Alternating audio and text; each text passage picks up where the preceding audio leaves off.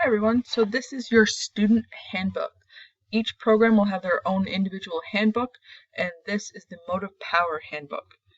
So as we scroll through your handbook, it'll cover which courses are getting covered underneath these or which programs, and of course we have a table of contents. So a quick look of where will you find the information throughout the entire handbook. So if we scroll through, obviously it's a large document.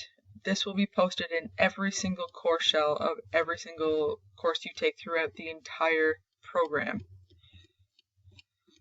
So we have our land acknowledgement paragraph. Welcome to Centennial College message. This is from Dr. Marilyn Harry. And welcome to the program of choice. So this one is covering Trades Foundations, the Automotive Motive Power Technician program, so the Fundamentals 1-year program and the 2-year diploma program. So what are the highlights? These are the highlights similar to what you had when you were looking up the course on the Centennial College website. Why did you choose this program specifically? So our course, our programs, is covering level 1 and level 2 of the in-school apprenticeship training. So anything that an apprentice would be doing at school when they're taking level 1 is exactly what our students are going to be learning in year 1 of our diploma or certificate programs. So the important people that you need to know. So for our department specifically, our chairperson is Sean Squires. His office is in the same location of our office, C108. This is his extension number if you ever need to reach him, or his email address. This is a list of all the program faculty. So for whatever reason, if you feel like you cannot find or you do not know the contact for your faculty, this is where you can find all of their contacts. So this is all of their email addresses, and this is the best way to contact faculty. Every faculty has a different schedule, so they'll be in and out of the office on a very regular basis. So coming in to just see them is probably not the best way to get a hold of them. Emailing them and setting up a time and appointment to meet with them is the best case scenario. So your program coordinators is David Weatherhead, again in C108, and his extension is 7226. Catherine Pratt, which is myself, also in C108, and my extension is 7307. We have our department administrator and our success advisor. So Jana Patrick is your success advisor. She is in C108, her extension 3599. That is her email address listed there. She will be on maternity leave for this first year. So Chantel Boudreau would be the contact. Her extension would be the same.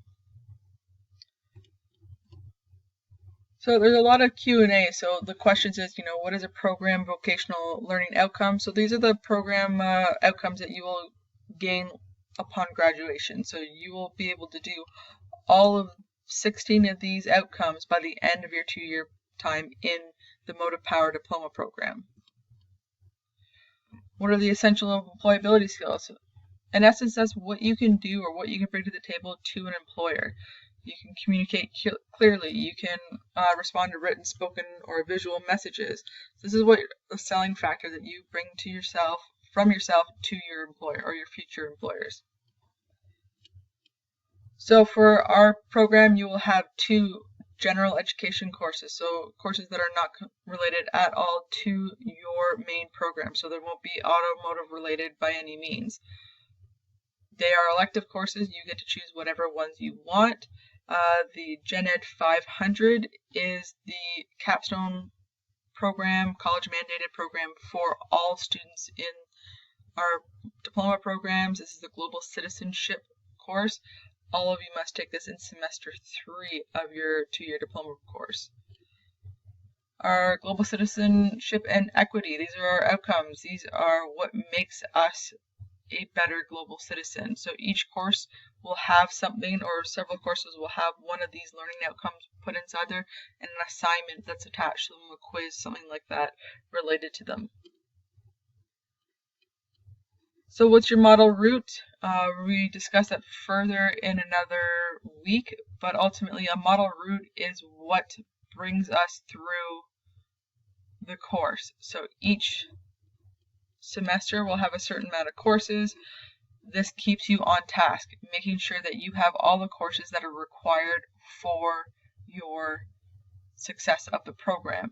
So if you're missing one of these courses, you must come and see a success advisor or coordinator to understand or see what we can do to get you back on track. You'll notice these prerequisites here. So P is a prerequisite. You cannot take semester 2's electrical class until you've passed the electrical fundamentals in semester 1. You'll notice obviously in semester 1 there is no prerequisites. By semester 2 there's going to be a number of them, and basically by semester 3 and 4 almost every course is a prerequisite. So if you haven't been successful in one of them or you drop the course, you will not be able to take the next one. Therefore you're off something called model route for graduation. So for our course, you must graduate with a minimum of 2.0, so that's a 60% average. While the passing rate for each course is a 50%, the overall GPA has to be the 60, the 2.0%. So you can potentially, maybe you struggle in one course but do really well in the other, it will even each other out. If you pass all your courses in the 50s, you will not graduate the program. So be aware of that as you move forward through your program. Again, these are all the information that you can find related to your course and expectations. What is our evaluation and grading schemes? What's a GPA? That's your grade point average. Remember, that's that 2.0 you must graduate with. If you are unsuccessful in a course, you fail a course, you must see your coordinators or your success advisor. We will help walk you through on how to set yourself up for success afterwards. So we'll set up an academic plan for you.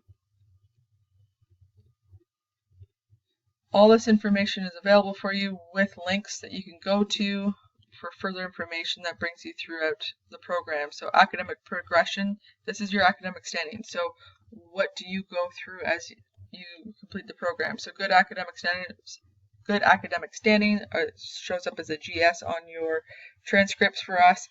Ultimately is you have met or exceeded any of the minimum for the courses. If you were unsuccessful or you're below that 2.0, then you get into conditional standings. If it continues further and further, you will end up basically going to the probationary, suspension, and debarment. Once you hit these guys right here, this is when you'll get a letter or notification saying that you've been suspended or debarred, and you will need to see coordinators and the chair of the program if you hit the debarment. We cannot lift suspensions over and over again if a student continues to fail. If you continue to fail a program or a course, it's time to think, is the course for you anyways?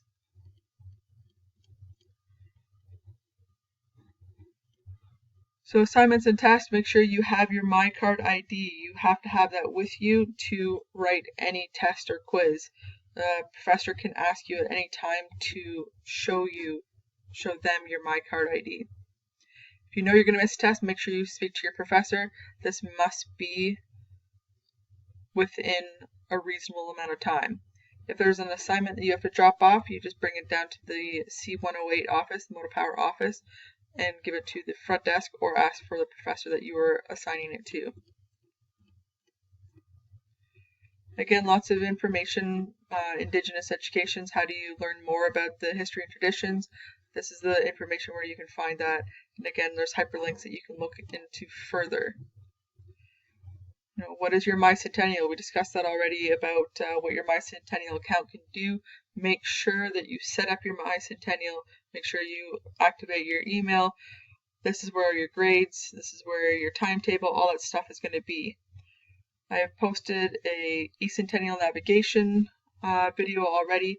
That is going to tell you or give you all the information for your courses. This is where you're going to do your activities. This is where you're going to read. This is where all your grades will be posted. All that information will be found there for you.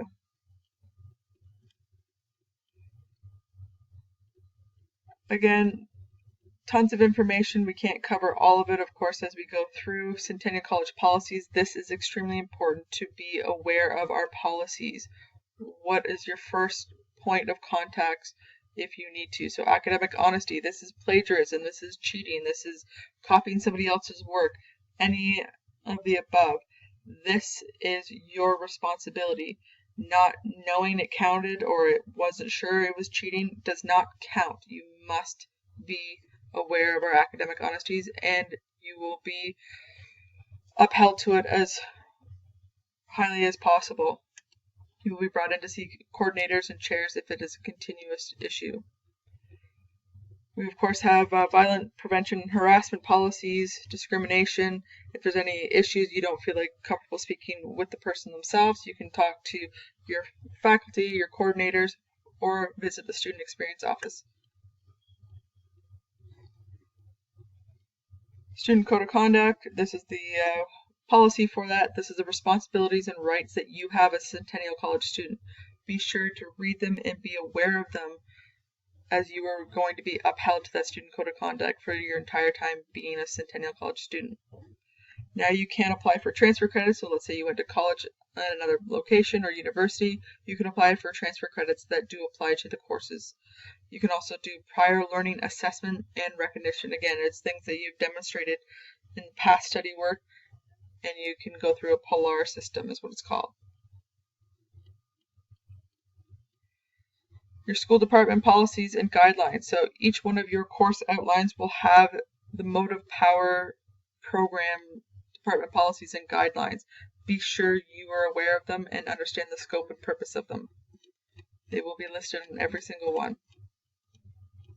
Student services. Well discussed in week 1. There's further information inside your student handbook. So make sure you read up on it and be aware of it as you go through. Tons of information for students as you scroll through this, a large document, but enough information to help you be successful as a student at Centennial College.